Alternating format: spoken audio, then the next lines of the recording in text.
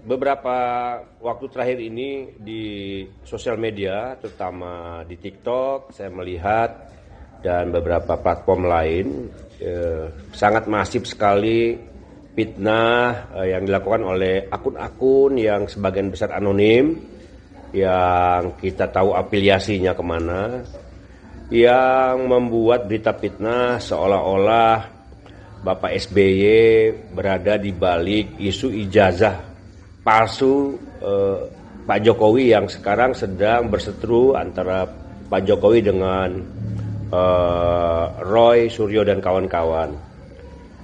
Ini tentu sangat mengganggu. Saya bertemu dengan Pak SBY beberapa hari lalu. Pak SBY cukup terganggu dengan isu ini karena tidak benar yang disebutkan bahwa Pak SBY berada di balik isu ijazah palsu ini, atau bahkan disebut Pak SBY berkolaborasi dengan Ibu Megawati dalam mengungkap soal ijazah palsu Pak Jokowi ini. Jadi sama sekali itu nggak benar. Hubungan Pak SBY dengan Pak Jokowi juga selama ini baik. Kita berharap untuk dihentikanlah fitnah yang sudah tidak karuan ya di TikTok. Jadi tolong dihentikan agar fitnah-fitnah tidak meluas ya. Kalau juga tidak dihentikan, ada kemungkinan PSB akan mengambil langkah hukum akan dengan pertama memberikan somasi kepada orang-orang yang sudah membuat fitnah tersebut, dan terbuka kemungkinan untuk menempuh jalur hukum. Jadi karena ini masalah keadilan, karena Pak SBY tidak merasa melakukan itu tapi difitnah.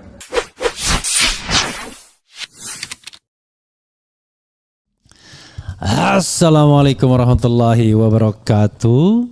Sobat RH sekalian, jumpa lagi kita di channel yang keren ini. Keren cadas. Ya, sobat semua, saya ingin memulai tahun 2026 ini dengan mudah-mudahan bisa live pagi hari terus ya, membawa semangat pagi, semangat baru, semangat untuk terus maju dan berkolaborasi dengan hal-hal yang baik, dengan orang yang memperjuangkan kebenaran, memperjuangkan keadilan dan lain sebagainya ya. Masalah akan selalu ada, tetapi bagaimana cara kita menghandle dan menyelesaikannya. Tidak mudah memang, tetapi harus diselesaikan begitu ya. Ya, sobat RH sekalian, ini ada satu akun termul kapok langsung minta maaf ke SBY.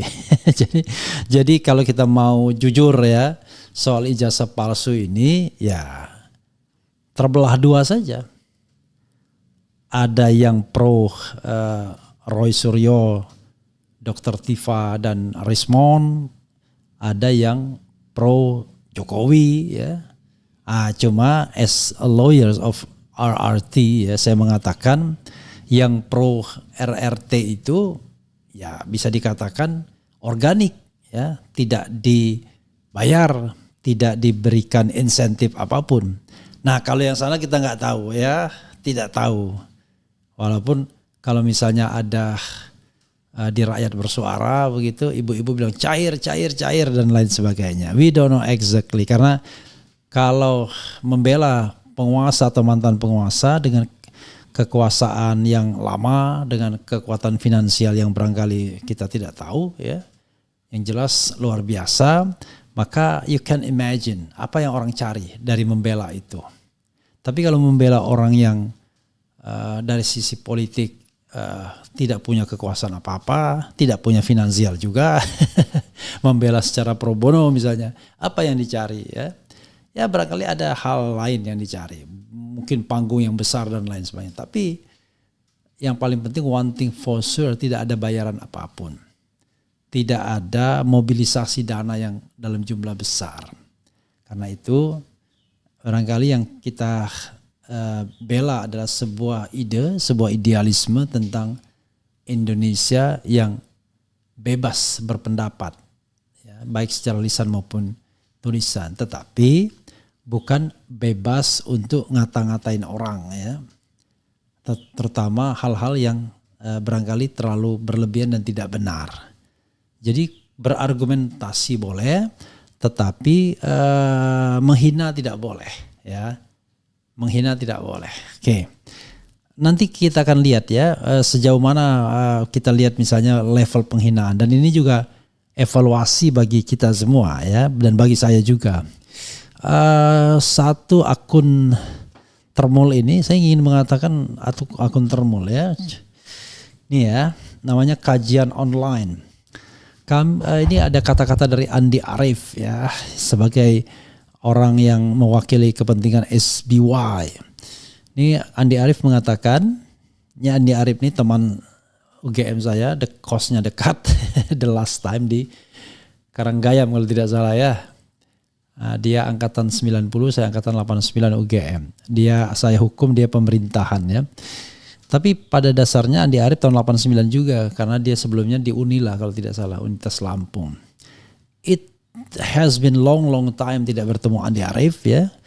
Kadang-kadang ketika saya mengkritik soal PLN, soal Tantium, dia yang bereaksi. Oke, Andi Arief ya. Kami sambut baik permohonan maaf akun YouTube Kajian Online kepada Pak SB Yudhoyono dan Partai Demokrat. Mudah-mudahan ke depan tidak terulang dan bisa menjadi pelajaran. Sekali lagi, soal ijazah Pak Jokowi tak ada urusan dengan Pak SB dan Partai Demokrat.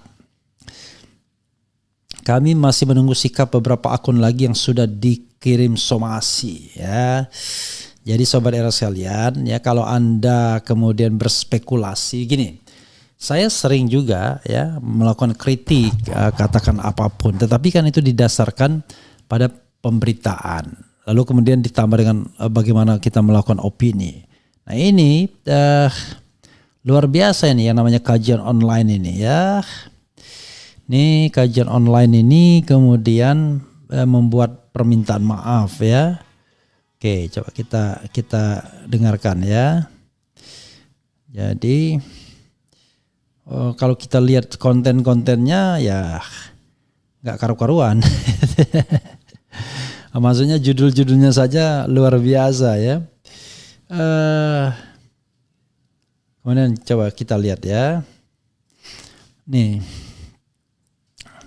Jadi dari sisi jurnalistik, waduh, ini misalnya ya, ini terbaru nih, the latest one, Roy CS keringat dingin usai diperiksa hingga apa ini?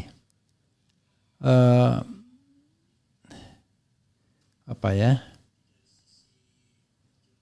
Coba lihat, nih hingga apa? Ini Roy CS keringat dingin usai diperiksa hingga tengah malam. Polda akhirnya umumkan status penahan Roy. Jadi ini sendiri kan udah nggak benar. Coba bayangkan, secara faktual tidak benar. Dia tidak menyebutkan menyebutkan pakai tanda tanya misalnya, tapi dengan kalimat langsung seperti itu, udah pasti nggak benar kan? Yang jelas klien saya Roy Suryo sampai sekarang ya tidak ditahan gitu. Tiba-tiba dia bilang ditahan. Tuh, coba lihat ya lagi ya. Nih. Detik-detik dramatis penangkapan Roy Panci. Hakim putuskan nasib Roy tanggal 6 nanti. Roy CS dihukum 12 tahun. Bayangkan, tidak ada ini kan berita atau judul yang ngawur ya, ngawur bin ajaib gitu. Jadi kalau dia bilang Roy Suryo ketar-ketir, oke lah ya, masih opini. Tapi ketika dia sudah mengumumkan fakta, ini kan bukan opini ya. Detik-detik dramatis penangkapan Roy Panci. Kan itu bukan opini, tetapi itu adalah dia menceritakan sebuah fakta. Hakim putuskan nasib Roy tanggal 6 nanti. Roy CS dihukum 12 tahun sampai dia pakai meme ketawa. Ya inilah.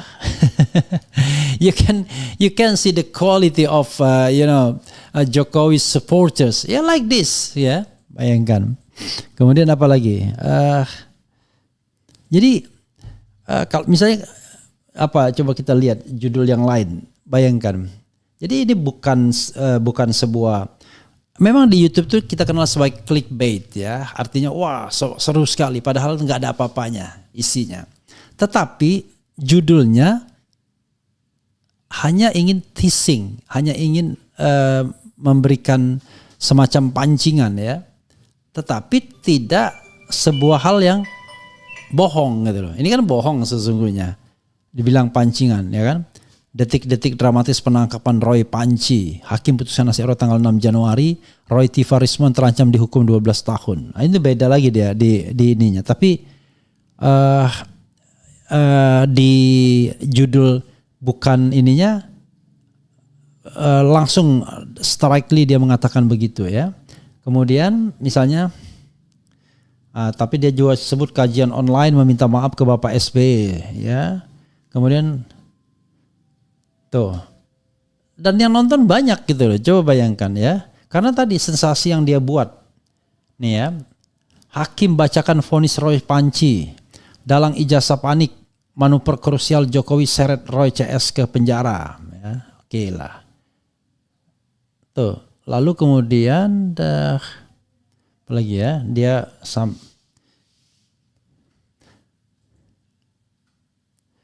gagal jatuhkan Jokowi, SBY diseret ke KPK. Ya, tuh. Gagal jatuhkan Jokowi, SBY diseret ke KPK. Orang kepercayaan AHY ditangkap, menteri tersangka dipecat. Apa lagi coba ya? Tuh. AHY resmi dicopot. SBY dan Ibas jadi diperiksa. Anas minta KPK periksa SBY, Ibas dan SBY dibidik KPK. Apalagi ya. AHY menjerit saat digugat ke Barreskrim dan lain sebagainya. You can imagine ya. Walaupun kemudian saya bilang wah ini promosi gratis bagi dia. Tapi ya kita harus menunjukkan fenomenanya. Jadi sobat era sekalian ya.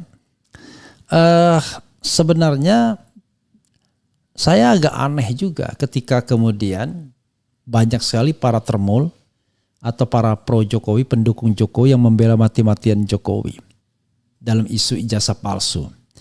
Kalau itu digerakkan, kalau itu bergerak secara organik ya gak apa-apa. Tapi kalau itu digerakkan dengan dengan sebuah kekuatan finansial ya, dengan sebuah orkestrasi dan lain sebagainya, nah ini yang jadi masalah ya. Jadi saya kira Jokowi sudah sejak awal itu menanam bibit permusuhan sesama anak bangsa. Padahal kalau dia mau menghadapi kritik tersebut, ya hadapi saja kritik tersebut, tidak usah membawa pasukan-pasukan. Toh soal ijazah soal yang bisa diselesaikan dirinya sendiri kalau memang beliau jantan ya. Tetapi kan semua kekuatan dia gunakan. Kekuatan para relawan, kekuatan penegak hukum, kekuatan media, dan dibalik itu semua ya diperkirakan ya kekuatan finansial yang luar biasa. Sebagaimana misalnya ditweetkan Dr. Tifa yang melihat berita ini ya. Coba kita lihat misalnya Dr. Tifa pernah men-tweet begini.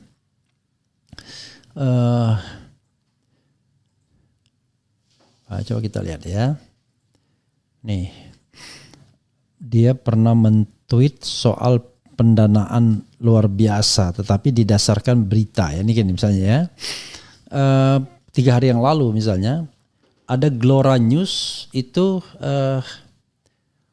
membuat berita Jokowi diduga siapkan dana tak terbatas demi biayai kasus ijazah. Oke, itu dari Glora News ya. Coba kita lihat ya dari Glora News. Dan ditweetkan oleh Glora News ya. Kemudian oleh Dr. Tifa ditanggapi ini yang 2 hari yang lalu ya, 3 hari yang lalu, saran saya kepada Pak Jokowi daripada menghabiskan dana ratusan triliun demi membiayai kasus ijazah. Nah, kita tidak tahu ya apakah memang jumlahnya sekian yang sudah selesai secara ilmiah dan yang sulit untuk dibantah validitasnya. Lebih baik dana tersebut digunakan untuk pengobatan autoimun sistemik yang saya prognosis secara at distance ya, dari jarak jauh akan makin memburuk dan tidak akan tuntas menggunakan pengobatan konvensional di dalam negeri. Saya sudah searching hospital yang memiliki dokter dan medikasi teknologi super canggih tentang penyakit autoimun, ada beberapa di antaranya Amerika Serikat, ya. Mayo Clinic USA, Mount Sinai Autoimmune Diseases Center New York USA, kemudian ada Cedars Sinai, KAO Autoimmunity Institute USA, Northwestern Medicine Stem Cell and Cell Therapy Program USA, John Hopkins Autoimmune and Rheumatology Center USA, Cleveland Clinic Immunologi dan Rheumatologi USA. Lalu Jerman dan Eropa ada macam-macam ya. Ini ada Heidelberg University Hospital, University Hospital Munich, Karolinska University Hospital, kemudian Swiss Medica ya. Kemudian Israel pun ada, Kanada juga ada ya. Jadi kemudian kata Dr. Tifa selanjutnya, soal ijazah dan 709 dokumen lain yang saat ini ada di Polda Metro Jaya biar diurus oleh RRT saja. Juga soal riwayat pendidikan Gibran. Bapak Jokowi fokus pengobatan saja dan menjalani masa pemulihan yang tenang di USA, Kanada, Jerman atau dimanapun tanpa harus pusing memikirkan ijazah dan Gibran lagi. Ayo Pak Jokowi, jadikan pengobatan autoimun Bapak sebagai resolusi 2026. Jangan percaya dengan dokter-dokter yang menyuntik Bapak terus-menerus dengan steroid dosis tinggi. Ginjal, jantung, kelenjar limfe, ya, liver dan lain-lain tidak kuat menerimanya di tahun kedua sakitnya Bapak ini. Begitu sobat RH sekalian ya. Jadi walaupun dengan bahasa yang sedikit nyindir ya, tetapi apa yang dikatakan Dr. Tifa ini benar adanya. Karena she is a doctor dan dia juga bisa menilai at this stage at least ya bahwa penyakit Jokowi itu tidak ringan ya, apalagi ini di tahun kedua. Very dangerous could be ya. Begitu sobat RH sekalian ya. Oke, seperti yang dikatakan Andi Arief, mereka menunggu akun-akun lainnya untuk meminta maaf. Jadi mengkritik itu boleh, tetapi tidak boleh membuat fitnah yang tidak jelas sumbernya, apalagi berimajinasi dan lain sebagainya ya. Jadi kita harus bedakan antara analisis dan memfitnah. Jadi menganalisis itu adalah satu fenomena dianalisis. Kalau fitnah itu adalah mengada-adakan dari yang tidak ada dan tidak ada sumbernya. Begitu sobat era sekalian ya. Oke. Argumen sama sentimen berbeda. Argumen itu ada dasar-dasar ilmiahnya, ada struktur berpikirnya, ada logikanya. Tapi kalau membangun sentimen ya gampang, bilang aja Roy Panci dan lain sebagainya dan lain itu. Sekadar membangun sentimen ya. Oke. Kita bacakan komentar sobat era sekalian pagi ini ya. Minta maaf oke, tapi peradilan tetap jalan. Termul selalu bikin ulah di negeri ini, fitnah dan narasi yang tidak bermutu yang dikembangkannya, lupakan saja Termul. Iya, digertak balik langsung ciut, berarti hoax, sudah semestinya diproses hukum. Jadi lucu, artinya mereka membuat sebuah berita not based on the fact ya, fact ya. Jadi tidak didasarkan pada fakta apapun. Nah, karena itu kemudian lemah secara metodologi ya. Tapi kalau didasarkan sebuah pemberitaan dan kita menganalisis, maka kita bicara tentang kebebasan berpikir, ya, kebebasan berserikat, berkumpul, mengeluarkan pendapat baik secara lisan dan tulisan. Bahkan ya hati nurani ya itu tidak bisa kebebasan berpikir dan hati nurani itu tidak bisa dikurangi dalam keadaan apapun at any circumstance. Jadi itu juga perlu kita lihat ya dalam pasal 28I UUD 1945 ya. Jadi mengatakan bahwa kebebasan ya. Jadi hak yang tidak bisa dikurangi dalam kondisi apapun adalah hak hidup, hak tidak disiksa, kemerdekaan berpikir dan beragama, tidak diperbudak, diakui sebagai pribadi hukum dan tidak dituntut hukum berlaku surut. Oh, ini agak keliru sedikit ya. Bukan kemerdekaan berpikir dan hati nurani ya. Jadi hati nurani itu yang tidak boleh ini persisnya begini ya. Kita lihatkan pasal 28I itu ya. Jadi selain kebebasan bersikap dan berkumpul, ada yang namanya hati nurani yang tidak boleh juga kemudian direpresi ya, dihalangi, dikurangi dan lain sebagainya. Nih 28I ya, hak untuk hidup, hak untuk tidak disiksa, hak kemerdekaan pikiran dan hati nurani. Jadi hak kemerdekaan pikiran dan hati nurani. Jadi kalau misalnya Panji mengatakan menurut keyakinan saya, ya itu menurut keyakinan dia. Tetapi sekali lagi apa yang dia sampaikan harus tetap berdasarkan fakta atau data, tidak hanya sekedar omongan yang kemudian tidak jelas sumbernya atau tidak ada sumbernya atau tidak ada fenomenanya.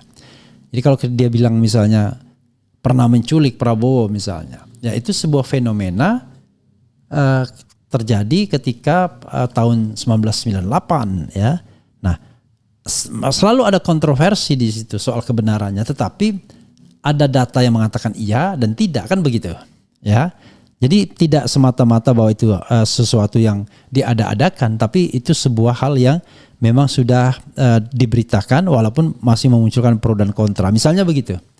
Kita akui, misalnya siapa dalang pemberontakan G13 PKI? Ada beberapa skenario yang mengatakan dalangnya Pak Harto sendiri, dalangnya Angkatan Darat, yang paling umum adalah PKI sendiri dan lain sebagainya.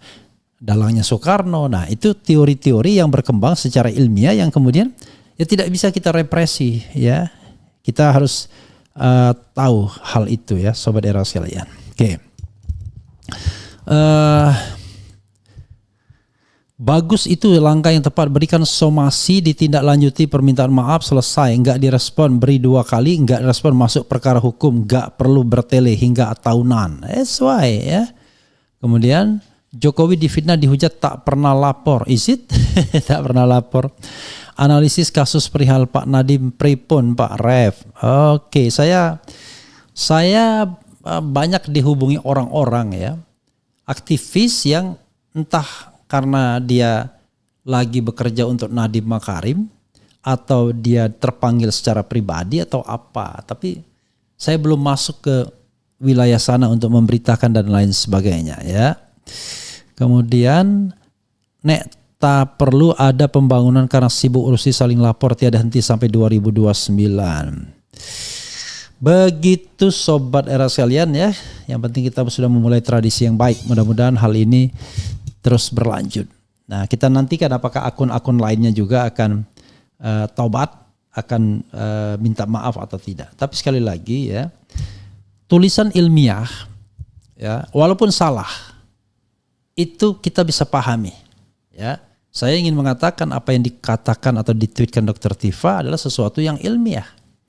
Barangkali orang tidak setuju, tidak apa-apa. Tetapi runtutan tulisannya, logika yang dibangun dan lain sebagainya, itu adalah sebuah tulisan yang didasarkan pada nalar, ilmu pengetahuan. Tapi tulisan yang sekedar memaki, mencaci dan lain sebagainya, kita tahu dari struktur kalimatnya nggak benar, dari bahasa Indonesianya nggak benar dan lain sebagainya. Begitu saudara sekalian ya, mudah-mudahan ini bermanfaat. Wassalamualaikum warahmatullahi wabarakatuh. Keren, cadas, cia.